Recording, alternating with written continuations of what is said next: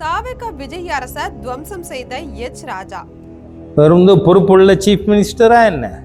எவ்வளவு மோசமான ஒரு தீய சக்தி! அண்ணாமலைக்கு விழுந்த செக். பாஜகவில இருந்து விலகி அரசியல்ல பிரகாசித்தவர் ஒருவருமே கிடையாது அப்படின்னு அண்ணாமலைய பாஜக மூத்த தலைவர் எச் ராஜா மறைமுகமா விமர்சிச்சிருக்காங்க. பாரதிய ஜனதா கட்சியிலிருந்து வெளியில போய் பிரகாசித்தவர்கள் என்று ஒருவர் கூட கிடையாது. தமிழ்நாட்டுல பெரும்பான்மை இல்லாம சிலிண்டிகளை சேர்த்துட்டு அதன் மூலமா பெரும்பான்மையை காட்டி விஜய் ஆட்சி அமைச்சிருக்காரு அப்படின்னு தாவேகா அரசையும் கடுமையா விமர்சிச்சிருக்காங்க. வண்டிகளை கூட்டி ஒரு பெரும்பான்மையை குக்கப் பண்ணியிருக்காரு. என்ன நடந்தது விரிவா பார்ப்போம்.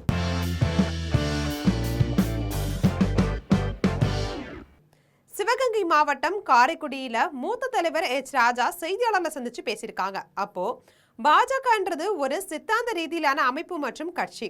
தாவேகா அரசு காங்கிரஸ் கட்சியில இருந்து வெளியே சென்றவர்கள் கூட அரசியல்ல சிறந்து விளங்கி பெரிய மனுஷன் ஆனவங்க உண்டு. ஆனா பாஜகவில இருந்து வெளியே சென்று அரசியல்ல பிரகாசித்தவங்க ஒருவர் கூட கிடையாது.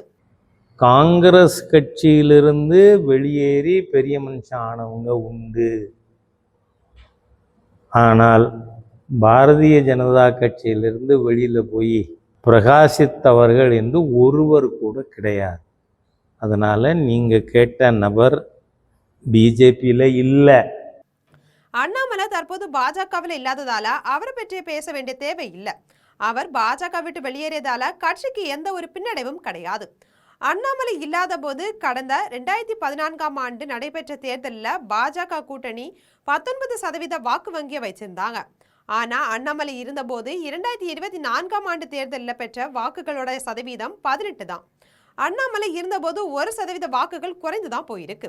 2014 திமுகவும் நம் கூட்டணியில் இல்லை, அதிமுகவும் நம் கூட்டணியில் இல்லை, அண்ணாமலையும் இல்லை. அப்போ நம்ம வாங்கினது 19% வாக்குகள். ஆனால் 2018 அண்ணாமலை தலைமையேற்றிருந்தார். இதே கட்சிகள் நம்மகிட்ட இருந்தது, திமுக இல்லை, அதிமுக இல்லை. நாம் வாங்கின ஓட்டு எவ்வளவு? 18%. 1% கம்மி. தமிழ்நாட்டில் பெரும்பான்மை இல்லாம சில்லுவண்டிகளை எல்லாம் சேர்த்துட்டு அதன் மூலம் பெரும்பான்மையை காட்டி விஜய் ஆட்சி அமைச்சிருக்காங்க. சிலிண்டிகளை சேர்த்துட்டு தான் பெரும்பான்மையை நிரூபிச்சிருக்காங்க. கடந்த 35 நாட்கள் ஆட்சியில 40க்கும் மேற்பட்ட பாலியல் வன்கொடுமைகளும் நடந்திருக்கு. 30 நாள்ல 40க்கும் மேற்பட்ட பாலியல் வன்கொடுமைக்கு ஆளாக்கப்பட்டிருக்காங்க. 3 வயது குழந்தை கூட பாலியல் வன்கொடுமைக்கு உள்ளாக்கப்பட்டு கொலை செய்யப்பட்டிருக்கு. பிஞ்சு குழந்தைகள் பாலியல் வன்கொடுமைக்கு ஆளாக்கப்பட்டு பிச்சு வீசப்பட்டிருக்காங்க. பரந்தூருக்கு பறந்து போனவர் ஏன் பாதிக்கப்பட்ட மக்களை சந்திக்க போகல? விஜய் ஒரு பொறுப்புள்ள முதல்வரா நடந்துக்கவும் இல்லை. தூய சக்தி முதல்வர் விஜய் இன்னைக்கு தீய சக்தி முதல்வரா இருக்காங்க. தமிழ்நாட்டுல பொறுப்பற்ற தான் தோன்றித்தனமா மக்கள் மீது அக்கறையற்ற அரசாங்கம் நடந்துட்டு இருக்கு. ஆட்சியாளர்கள் கற்பனையிலேயே திருந்துட்டு இருக்காங்க. இது மக்கள் ஆதரவு முழுமையா இல்லாத அரசு. இந்த சம்பவங்களுக்கு பொறுப்பேற்று விஜய் முதல்வர் பதவியை ராஜினாமா செய்யணும். முதல்வரா நான் இருந்திருந்தா இந்நேரம் ராஜினாமா பண்ணியிருப்பேன். நேத்திக்கு 3 வயது குழந்தை பாலியல் வன்கொடுமைக்கு உள்ளாக்கப்பட்டிருக்கா இல்லையா? இந்த 30 நாள்ல 40 பேருக்கு மேல் பெண்கள் பாலியல் வன்கொடுமைக்கு ஆளாக்கப்பட்டிருக்கிறார்கள். நான் கேட்குறேன், பரந்தூருக்கு பறந்து போனவர், பரந்தூர் தானே, இங்கே எங்கேயாவது போனாரா சொல்லுங்க? பொறுப்புள்ள சீஃப் மினிஸ்டரா என்ன? எவ்வளவு மோசமான ஒரு தீய சக்தி இன்னைக்கு சீஃப் மினிஸ்டரா இருக்கு. ஒரு முதலமைச்சர் நானா இருந்தா ராஜினாமா பண்ணியிருப்பேன். வெக்கங்கட்ட போஸ்ட் எனக்கு வேண்டாம்னு சொல்லியிருப்பேன். மந்திரியா இருக்கிறவங்க ஒருவர் கூட அறிவார்ந்தவர்களா இல்ல. அரசியல் அனுபவம் இல்லாத அமைச்சர்களாகவும் இருக்காங்க. பணம் டீல் செய்யக்கூடிய மார்டின் குடும்பத்தால் இந்த அரசாங்கம் ஆட்டி வைக்கப்பட்டிருக்கு.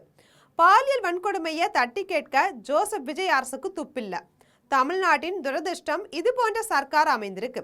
தாவேக ஆட்சி தமிழகத்துக்கு ஒரு துரதிர்ஷ்டம் தான் சொல்லணும். காவிரி ஆற்றின் குறுக்கே மேகதாது அணை கட்டுவதற்கு மத்திய அரசு ஒருபோதுமே அனுமதி வழங்காது.